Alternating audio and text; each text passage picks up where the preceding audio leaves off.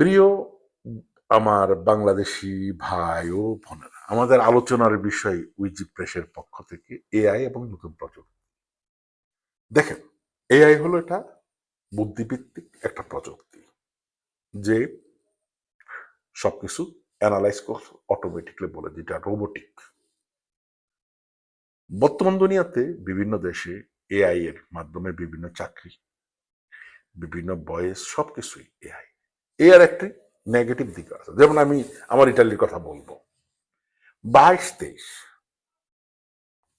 ফ্লুসিতে AI এর মাধ্যমে নুলস্তা delivery দেওয়া হয়েছে এবং বিষয় নিয়ে ইটালিতে আসছে। পরবর্তীতে ইটালিতে আসার পর ফেফিতুরা কি করছে, সব ডকুমেন্ট চাওয়া। কিন্তু আগের সিস্টেম ছিল, যদি সময়ের মধ্যে পরে ফেফিতুরা মালিকের নোটিশ দিবে যে তোমার সব ডকুমেন্ট দাও।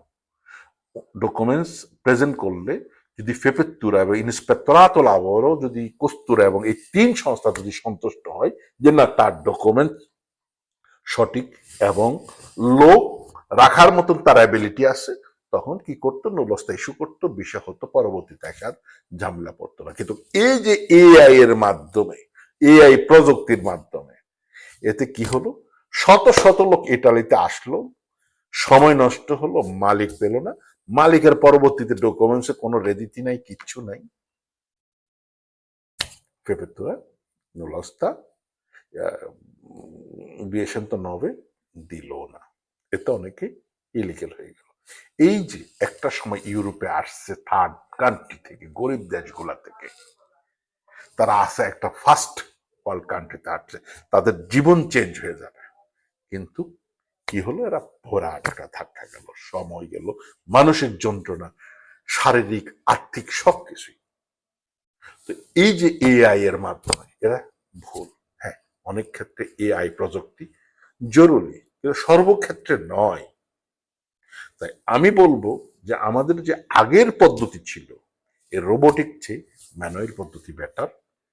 এবং সেটা যেমন, হ্যাঁ, বাংলাদেশের ক্ষেত্রে যে ট্রাফিক সিগন্যালের ক্ষেত্রে সেটা অবশ্যই হস্তকারী, কারণ সেখানে ম্যানুয়াল পদ্ধতি সঠিক নাই। যেমন এআই এর মাধ্যমে এখন যে ট্রাফিক, এটাতে মানুষ কন্ট্রোল, হ্যাঁ, এই জন্য তো বললাম সর্বক্ষেত্রে নয়। এই ক্ষেত্রে ম্যানুয়াল পদ্ধতি, ওই ক্ষেত্রে এআই পদ্ধতিতে। এই জন্য যারা বিশেষজ্ঞ, যারা পরিকল্পনাবিদ, যারা কনসালটেন্ট দেন এবং উপদেষ্টা যারা দেন, উপদেশ দেন, এবং যারা পলিসি মেকার, তাদেরকে নির্ধারণ করতে হবে যে এআই কোথায় যুক্ত, এআই কোথায় না। বললাম সর্বক্ষেত্রে এআই প্রযুক্তি প্রযোজ্য নয়। যেমন আমি ইটালির ক্ষেত্রে বললাম যে সমস্যাটুকু, আর বাংলাদেশের ক্ষেত্রে যে ট্রাফিক সিগন্যাল, এটার জন্য এআই খুবই উপকারী। সবাই শুভকামনা রইল। আল্লাহ হাফিজ।